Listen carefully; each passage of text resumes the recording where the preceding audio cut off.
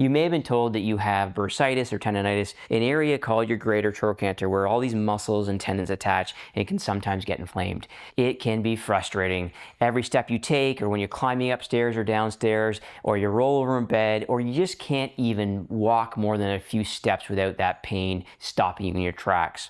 As usual, I want you to follow along with me so I can explain what you should be feeling as you go through this process with me. Now, I know there'll be certain people that have excruciating pain or mobility issues, so I'm going to show you two different ways, one lying down and one standing, so I can address people that have mobility issues or those that want to do this standing. Two different ways, same effect. Let's get to it. Let's start on the floor. This is the more easier way to implement this into your routine. So if you're on a bed or a couch, that's fine, or you can find a floor that has a mat or a yoga mat just like this. Let's pretend that your hip pain is on your right hip. So this side will come up. The very first thing we're going to do is just lie on our side with the painful hip up, and we're going to find that bump or that greater trochanter. I want you to stay off of this. This can be a very sensitive area, and I just want you to go below it and do a little bit of self-massage. And come up here if you want into more of the glute area. We're just going to warm the area up first. Very gentle, just relax and just move around the bump or the greater trochanter. Stay off it. Again, you can use your knuckles. Do this for about 30 seconds or so. We just want to warm the area up without irritating it. The first thing we're going to do, we're going to work into a stretch. So this is very simple. We're going to straighten our leg. We're going to take the affected side to the back and just let it hang. Very easy. You'll start to feel this stretch. If this is not enough, then you can get another pillow and we'll put it down on the unaffected side just to let that stretch even more. So again, this is the side. We're going to bring it not to the front, but we're going to come to the back.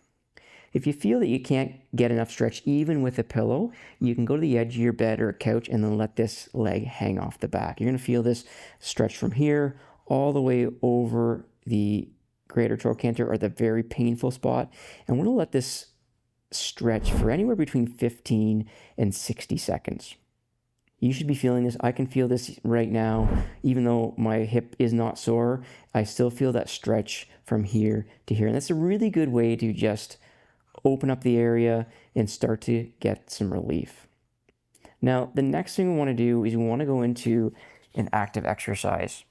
And so we want to strengthen and create some mobility around that area as well. So there's a few variations for this. The first one, we're going to bend our knees. Again, this is the affected side. And all we're going to do is we're going to do either 1 to 3 sets of 10 to 15 reps of just some hip abductions or clam. Some of you might only have a little bit of range. Some of you might have to come or is able to come all the way up. Just go to your range. We don't want to rotate through. It's really about activating the muscles around the painful spot. 4, 5, we'll go to 10 together.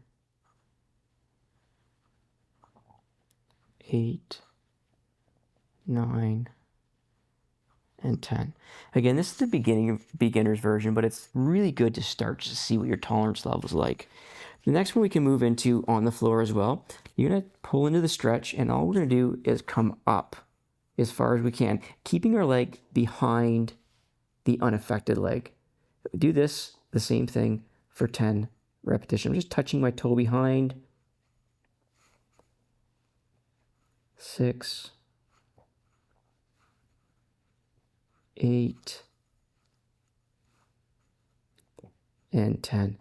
You should really start to feel that burn or activate the area. It shouldn't be extremely painful, but you probably will feel a little bit of discomfort as you start to move and strengthen the area around the hip. So this is the beginner version. We're going to start on the floor with the stretch, the massage, and the exercise. We're going to move up to, if you want something a little more complex or a little bit more aggressive, that's what we're going to do next. Okay, now we're standing. I want you to do the same thing. I want you to massage the affected side. Again, stay off of the bump area or the greater trochanter, above and below for 30 to 60 seconds just to warm it up. If you haven't done that when we're lying down, do that right now.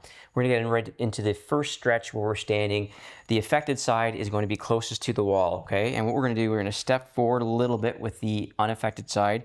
We're gonna point or get behind the common theme is behind. So the affected side is going behind. And we're gonna plant our foot. And so we're kind of putting about most of the weight on the back foot. This kind of balances us a little bit. And all we're gonna do is we're going to take this hip. We're probably about 18 inches off the wall with the unaffected side. We're gonna try to take the hip and just push it in to the wall. So you're gonna stretch out that area. You're gonna hold this for 15 up to 30 seconds.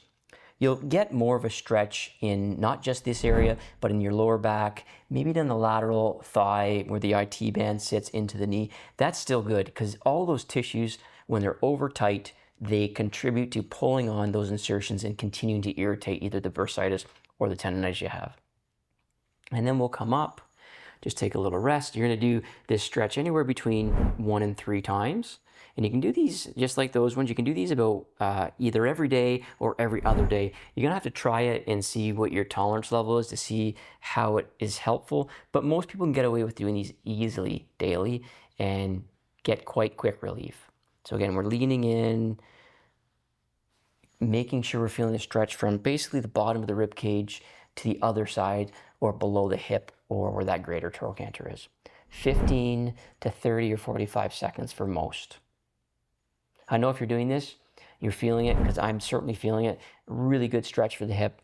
And as always, if you have an affected side, we've been demonstrating on the right side, do both just to keep things balanced because you are stretching other things than the hip. So we always want to talk balance and upright posture. So do both sides just to keep things balanced.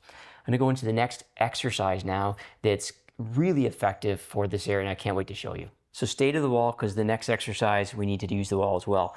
Again, we'll stick to this common theme of this video, right-sided hip bursitis or tendonitis on the outside of the hip. Painful area that might shoot down or up, but generally the epicenter is right in that area.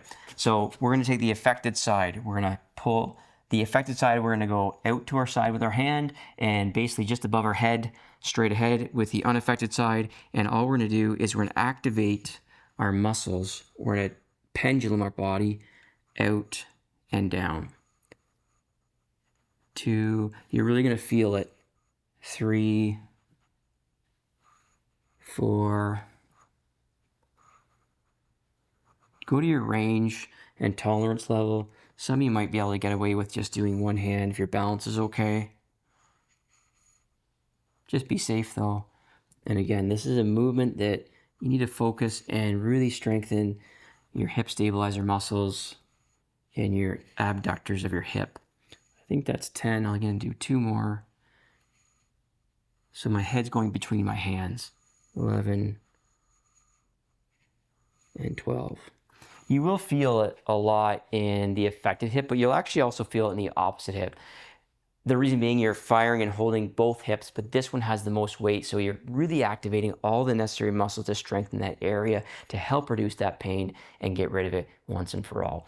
Do both sides, like I said, to keep things balanced. Do this between 1 and 3 times, 10 to 15 reps either daily or every other day to get fast relief. I hope you were able to follow along with me and do either the lying or the standing or both. Let me know in the comments below which one you like the best and what you could feel the most. Now, I know this can be frustrating. Just stick with the plan. Do these exercises either daily or every day, and I know you're gonna feel relief soon. If you have persistent pain, often I find in my practice, patients will present with bursitis or tendonitis because they have a pelvic imbalance.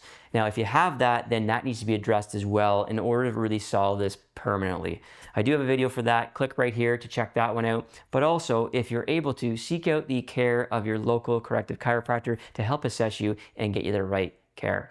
If you have a question or comment, please leave it below. I'll answer it as soon as I can. And if you're new to my channel, maybe you'll consider subscribing so you can be informed when I upload a new video. If you want further connection and direction and ideas that will end up in videos, maybe you'll consider joining my membership as well to get further and closer connection. I appreciate you tuning in. I can't wait to see my next video. Until then, stay well.